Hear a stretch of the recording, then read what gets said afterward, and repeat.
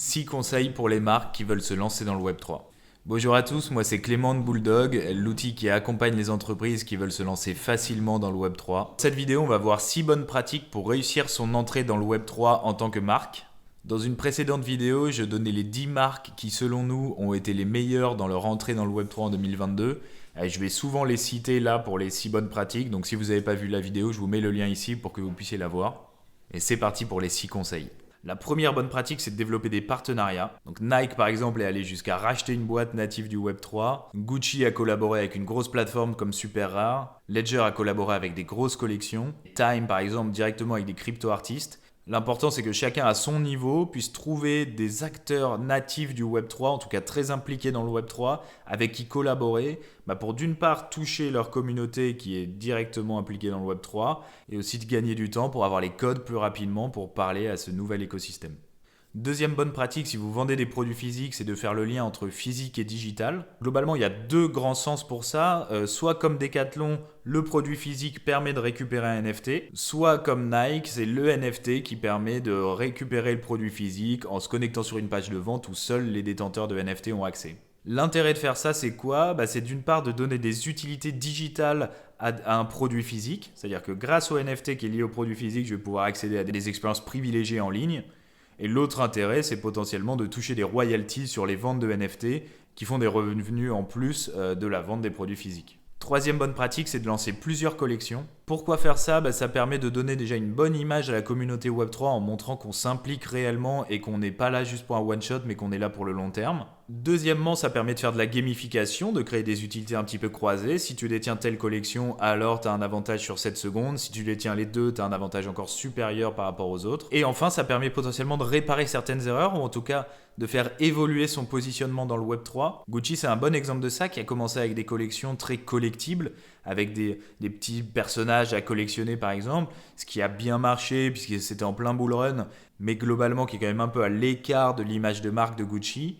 Et avec ce partenariat avec Super Rare, vraiment dans le crypto art, une très belle expérience immersive, ils ont réussi, je trouve, à plus se recentrer sur une image de marque qui leur correspond. Et donc c'est ça aussi, la première collection qu'on va faire dans le Web3, et peut-être pas celle qui nous définira le plus, mais c'est important d'une part de commencer, et puis après d'itérer et de trouver sa façon de fonctionner qui parlera le plus à sa communauté. Quatrième bonne pratique, c'est comme Guerlain l'a fait, d'utiliser les NFT au service de sa politique RSE, et donc d'utiliser l'aspect spéculatif potentiellement que peuvent avoir les NFT pour lever de l'argent, pour soutenir une bonne cause. Ça permet en plus en général de raconter une très belle histoire derrière le projet et donc de rassembler encore plus de gens. Cinquième bonne pratique, c'est donc de valoriser des actifs qui sont déjà en votre possession, typiquement comme l'a fait la FIFA avec les vidéos des buts ou le Time Magazine avec les couvertures de magazines. Ils ont pris des actifs qui étaient en leur possession et qui avaient un lien fort avec l'histoire de leur marque, mais qui n'avaient jusque-là aucune vraie valeur intrinsèque. Et grâce à la technologie NFT, ils ont pu donner une valeur intrinsèque à ces actifs et permettre aux amoureux de la marque, donc de FIFA ou du Times, de se les approprier, de se les échanger entre eux et donc de créer une vraie expérience communautaire et au passage de générer du profit avec ça. Si vous travaillez vous-même dans le marketing ou que vous avez une marque, vous vous dites peut-être que la FIFA et le Times a pu le faire parce que c'est des mastodontes, qu'ils ont une très forte histoire, une très grosse communauté. Évidemment que ça aide, mais en réalité n'importe quelle marque peut le faire à son échelle, peut-être pas lancer une collection de 10 000 NFT, mais en tout cas de prendre des éléments clés de son histoire, l'évolution du produit, l'évolution du logo, les étapes clés de son développement, et de mettre ses actifs sous format de NFT pour permettre à sa communauté la plus engagée d'en devenir propriétaire et de réellement détenir des bouts d'histoire de la marque. Le sixième conseil, et c'est ce qui a été le cas par exemple pour Decathlon, pour Circle, c'est de sortir de la pression du sold out. Donc sold out, c'est le fait de vendre tous ces NFT en un laps de temps un peu court pour montrer qu'il y a une grosse demande et créer un engouement fort. Évidemment que ceux qui peuvent et ceux qui veulent faire ça, c'est très bien de le faire. Ça permet de créer directement une communauté très forte et de faire connaître le projet. Mais c'est pas du tout la seule façon de se lancer dans le Web3. Et au contraire, je pense que de voir de l'extérieur cette façon de se lancer qui est très agressive, qui coûte beaucoup d'argent, certaines marques doivent se dire que ce n'est pas pour elles, alors que typiquement l'exemple de Decathlon et de Circle montre le contraire et qu'il est parfaitement possible de commencer à distribuer gratuitement, par exemple des NFT, de leur donner des utilités, de faire grossir la communauté petit à petit, de voir ce qui marche, de voir ce qui marche moins bien Et le jour où on se sent à l'aise de créer un gros projet, une grosse collection, ah oui, à ce moment-là, on met le budget marketing, on contacte tous les influenceurs, tous les partenaires, la presse, et là, on fait un gros truc. Mais en tout cas, c'est pas forcément la première chose à faire si on veut se lancer, si on veut tester ce nouvel écosystème. Voilà, merci d'avoir regardé la vidéo. J'espère que ça vous a plu, que ça vous a intéressé, que vous avez appris certaines choses. Si vous souhaitez lancer une collection de NFT et que vous avez besoin d'aide sur la partie marketing ou sur la partie technique, je vous mets le lien en description pour que vous puissiez nous contacter. N'oubliez pas de vous abonner, c'est ce qui nous aide à développer la chaîne et en plus ça nous fait très plaisir. Profitez de votre journée, amusez-vous bien et à bientôt pour une prochaine vidéo. Donc pour résumer, les 6 choses à analyser quand on est une marque et qu'on veut se lancer dans le Web3. La première, ce sont donc les partenariats. Avec quel acteur de l'écosystème Web3 est-ce que je peux m'associer pour profiter de son expertise et toucher sa communauté ? Si je crée des produits physiques, de quelle manière est-ce que je peux leur donner une utilité complémentaire grâce aux NFT? Et quelle est la meilleure manière de relier physique et digital? Est-ce que ce sont mes NFT qui donnent accès à des produits physiques ou l'inverse? Quelle mécanique est-ce que je peux proposer pour que plusieurs collections interagissent entre elles et se tirent vers le haut?